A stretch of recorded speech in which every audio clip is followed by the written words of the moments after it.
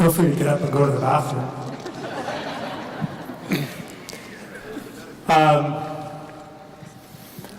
I was brought here because I was involved in the coal work that's happened here over the last 3 years, which culminated on November 22nd last year with the announcement. But I don't want to talk about coal. It's old news. We've done it. I want to talk about stories, and I want to talk about how we take the next steps. And I think that's what your question was. How do we take these next steps? I first learned about climate change through a book called The Weathermakers by Tim Flannery. I read it in about 2007. And it hit me in the gut pretty hard. I had one child and another one on the way. And I had many nights waking up at 3 in the morning in a fetal position, crying. It was devastating. I didn't know what kind of world I was bringing my children into. And I didn't know what to do. There was no action. We've heard about the politics being hard. The politics are hard. The transition for the workers is hard. Nobody was doing anything. There seemed to be steps going backwards. And I was lost. In 2013, I was asked to join a group of Angos to start work on fighting coal. We did meetings, a lot of meetings. I did presentations like this. I wrote a lot of op-eds. Thanks to the Edmonton Journal for publishing most of them. And we worked hard. It was about a 25 to 30 hour a week volunteer job working on coal. And on November 22nd of last year, we won. Before that, thank you.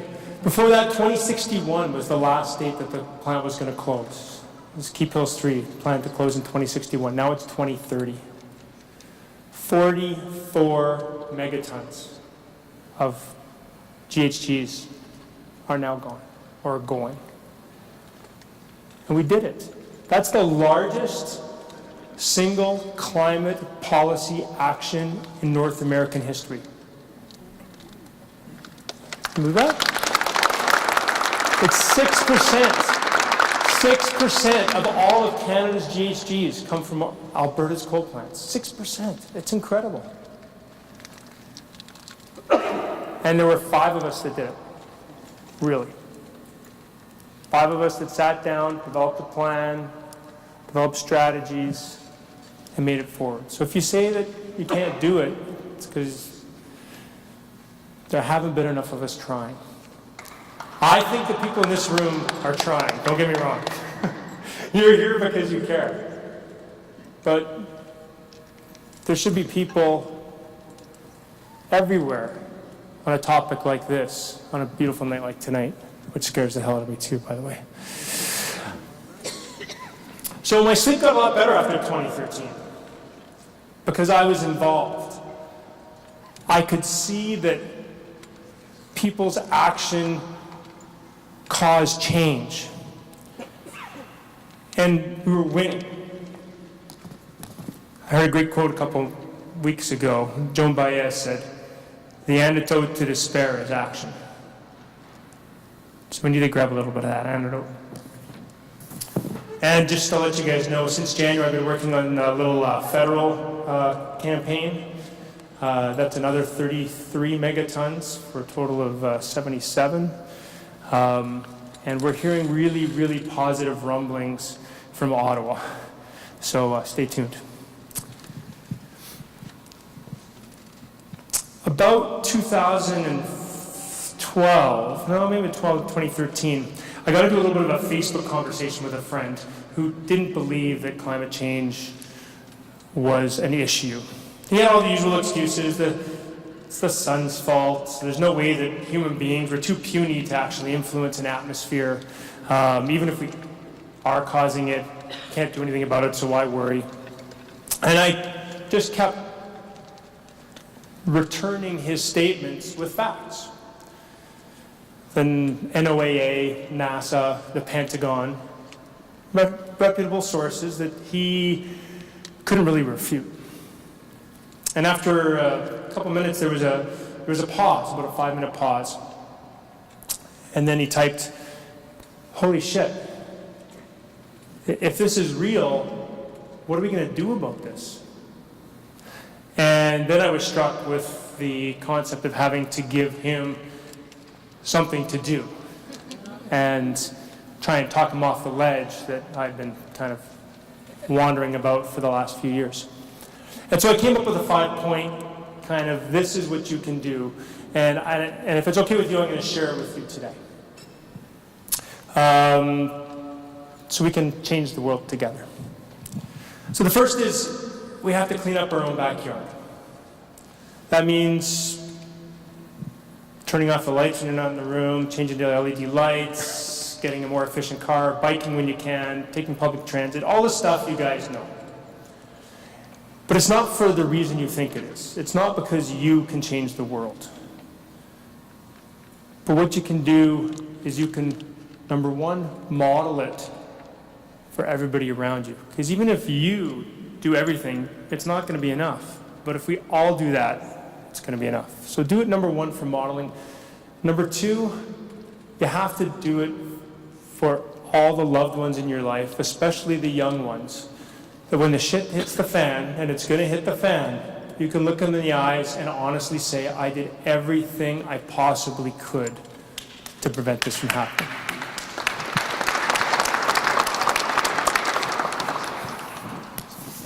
Number two, educate yourself. You need to know the science cold, because there's a lot of misinformation out there, and there's a lot of people surrounding you who think they know the truth and they don't. And when they bring up the tired and true points where they just want to maintain the status quo forever, you have to have the science known so that you can rebut that. I'll just put a little plug in. I run a little Facebook page called Alberta Acts on Climate Change. Every day I post as much as I can out there. And so there's at least 930 people in Alberta who are trying to do that. So you can join us on that adventure. And it's not only enough to know it, but you have to share that knowledge. And that means every day picking one or two people, friends, colleagues, strangers, and just nudge them with a little bit of climate change knowledge. And try and get them to see that it's more than just the next 3 months that they have to worry about. Okay, that's number two. Number three, divest. Now this is getting kind of controversial. I'm in Alberta, the land of the oil and gas and coal. But I think divestment's important.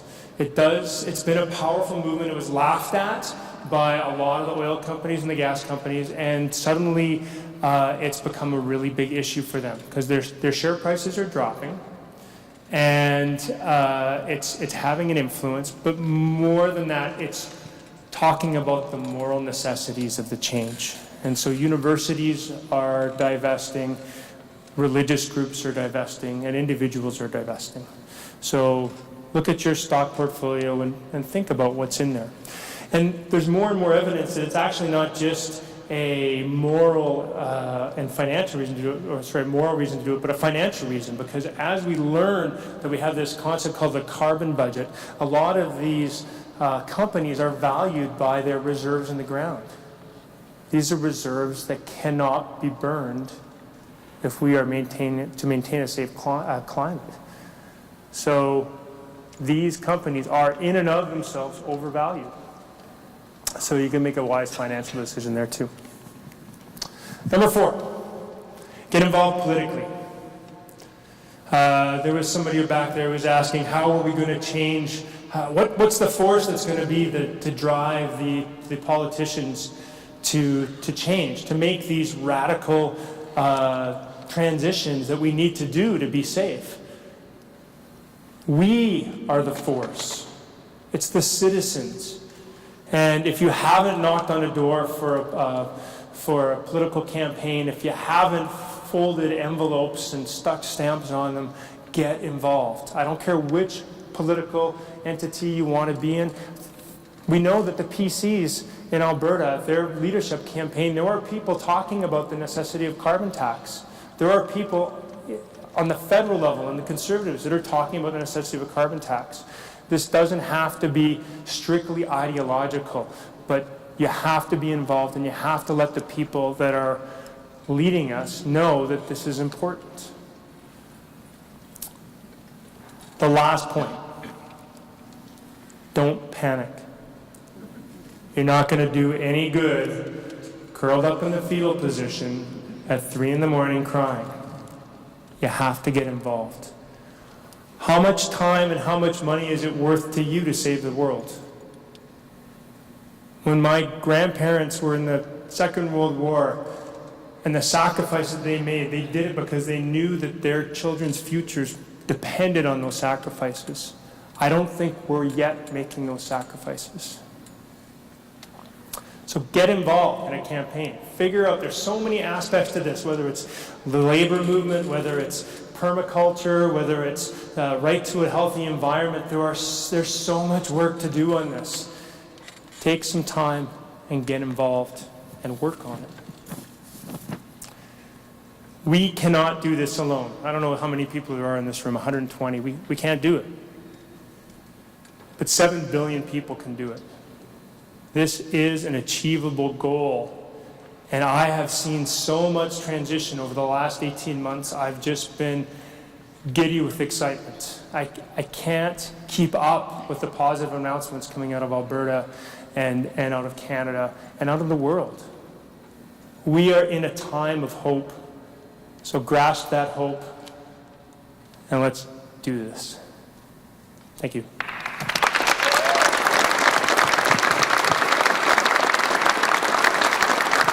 I'm going to start by answering her question over there. How are we going to possibly become a province that's powered on something other than coal, oil, and gas? Well, the first thing is energy efficiency. We always talk about solar panels and wind as if they're the Valhalla. But 50% of the coal closures in the States came because of energy efficiency alone, not because of renewables. So energy efficiency, if we actually set a target like even 1.5% a year over 15 years, which is to 2030, which is when the coal phase out date, that's 20% of our electricity needs. That's like half the coal fleet. So energy efficiency is number one. It's cheap, it's politically doable. It's not as sexy as cutting a ribbon on a solar farm, but it's very effective. So then renewables, we need to figure out our renewables targets. We currently have a 30% target by 2030. That's a laudable goal. We can go higher, but we got to take the first steps, right? Just for the record, Iowa Iowa in the first 6 months of this year had 35% generation from wind alone. We're at 7. We have a long ways to go. There's probably going to be a need for some natural gas. We already have some plants in existence. My hope is that we can hold off on the new plants long enough that they're no longer necessary. Technology is changing so fast. And so that's how we're going to make this happen. So I hope that answers your question. I don't know if we need the microphone for all the questions here.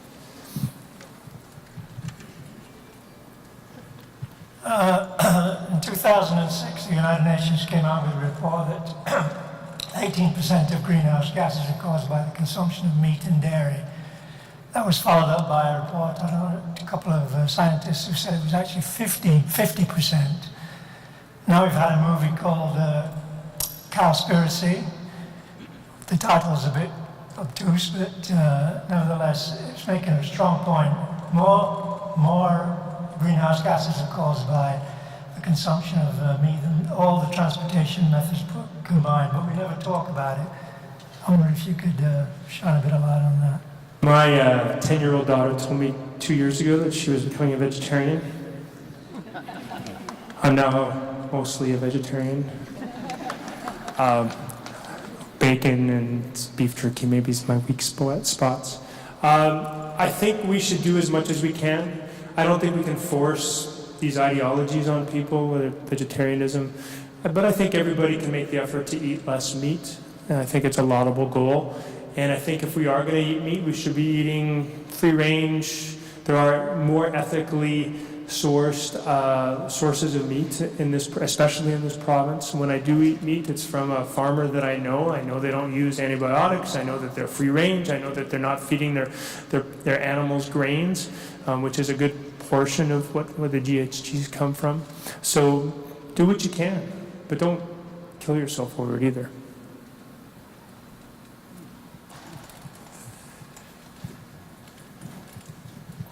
First question I want to ask you, Oh, there's a list. if you have ever heard of HARP, HARP? H-A-R-P.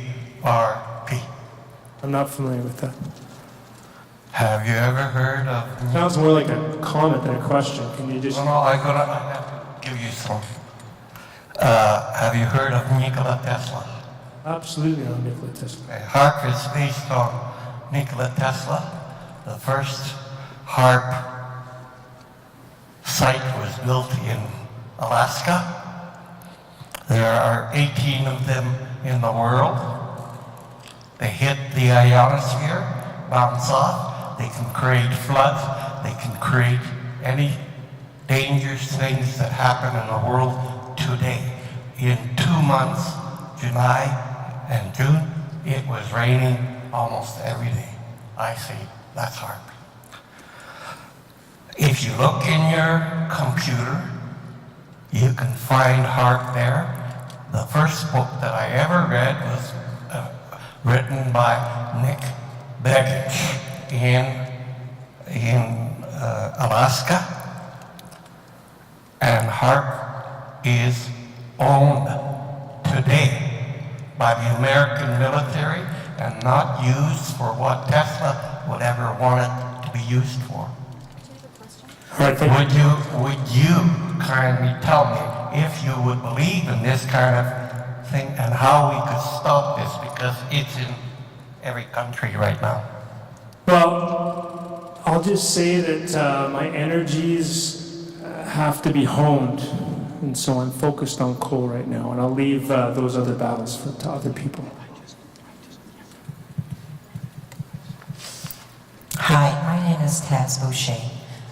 Quite well known across the land as an Indigenous elder of Treaty 8, Treaty 6, Treaty 7, you name it, all treaties. Anyways, it's our land. You know, you guys have got yourself quite in a pickle. And part of me is saddened to hear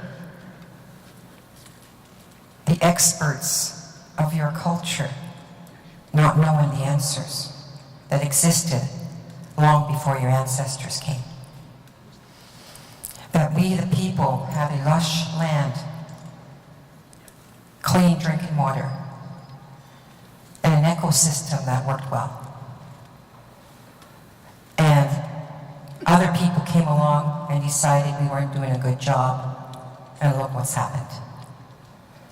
You know, when I think of Fort McMurray, Treaty 8 territory, and the high rates of cancers of the Indigenous people there, that is never brought forefront as knowledge when people are talking from a scientific view.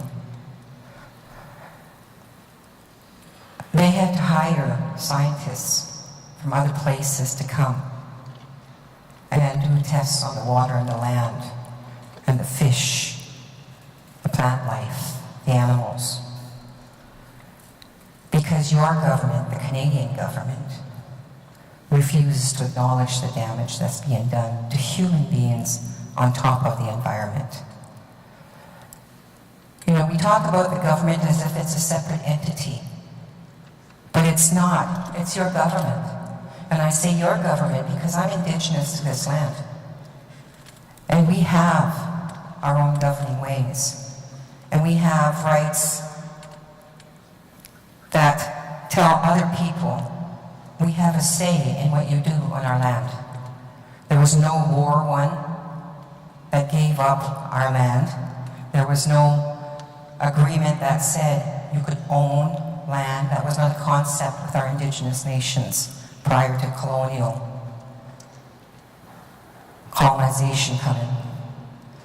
And it troubles me because I came here seeking answers too, so I could share with the people. You know, I've heard there's no mobilization of people trying to do things. Well, I don't know, more move through the country like crazy. And we invited allies. We invited people who were interested in keeping the water safe and the land safe. We welcomed all nations to help us in our endeavors to stop the destruction. We were well aware that the sun has energy, water has energy. We view it as having a life force as well. I like that you've given 5 points. Some of those 5 points my ancestors taught me as a little one in regards to land and water, air, fire, all those elements. And yet people disregard our voice because we might not have that doctorate or that degree. And I tell people, and David Suzuki is a prime example when he was speaking on a documentary yesterday. David visits our land, visits our people, sits with the elders a lot, comes to sweat lodges and partakes in ceremony. And when he said yesterday, and he was watching the man fish on the BC coastline, he says, as smart as I am, as smart as I think I am, my pinky does not have the knowledge that this elder has living here for generations with this land and this water. And he says, and I'm ashamed to say, I thought I knew different. I think when you talk about globalization, you have to include the Indigenous nations. Okay, the question is, thank you. I want to make a comment more than a question, but the question is, in your talks, why do you not include the Indigenous people? I'm going to answer that question, but before I answer that, I'm going to do a shout out first to David Suzuki, to David Schindler, and to Dr. John O'Connor, who have been fighting for the lands of the North. So there have been people within Alberta and just outside Alberta that have been fighting for those lands. I just want to give a shout out to them. And the next thing I want to shout out for is for the Indigenous women that have been fighting. I want to give a shout out to Jessie Cardinal, to Melina Labucan, and I want to give a shout out to Crystal Lehman and all the other women who have been fighting on this. They've been an incredibly powerful voice. I have not yet met you, but I've met those three. And I am amazingly inspired by them.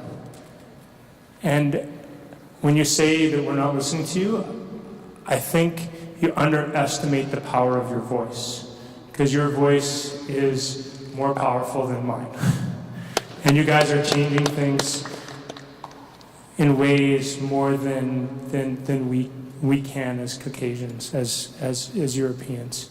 So keep being loud. I'm right behind you, supporting you. Okay.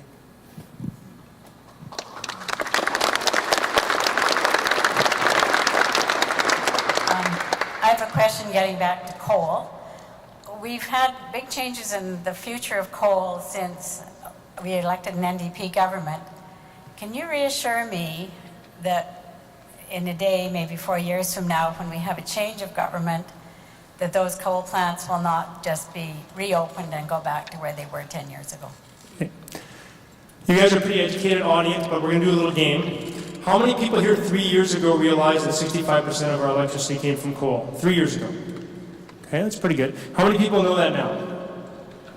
Less? What? No. Come on. Most of you know that 65% of our energy comes from coal.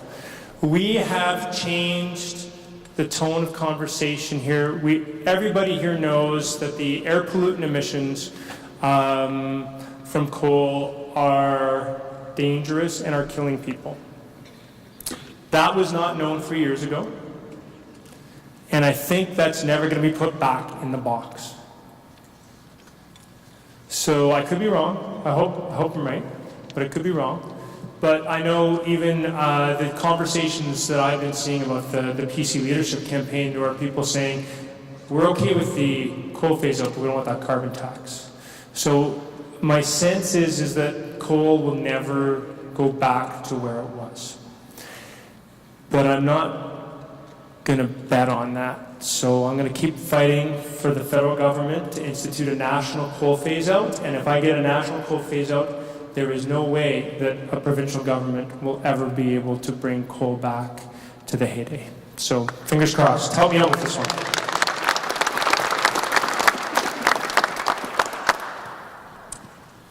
I have a comment and question. I'd really like you to include changing your diet in the 5 points of things that we can do. It's an easy fix now, like changing your light bulbs and turning off the lights when you leave the room. And yeah, I'd like to back up what David said. Have you done very much research into the impacts of animal agriculture on our carbon footprint individually? Well, I know that there are farmers out there that believe that they should be supported in doing carbon sequestration through farming, and that that's really an important role that I think has been undervalued to this point. It's just not that well known.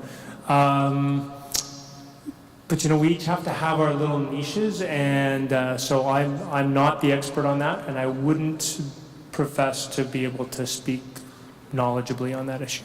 Okay. Yeah, I would just encourage you to add it to the list because it's a very easy. Only 24 hours in a day, for Christ. I know. Just for everybody here, if you'd like more information, like David said, a great documentary called Cowspiracy based on the UN FAO report on animal agriculture. And it's online for you to read as well if you're more of a reader. But the Cowspiracy documentary is a great primer on why we should be at least eating less animal products or embracing veganism if we are serious about climate change. Thank you.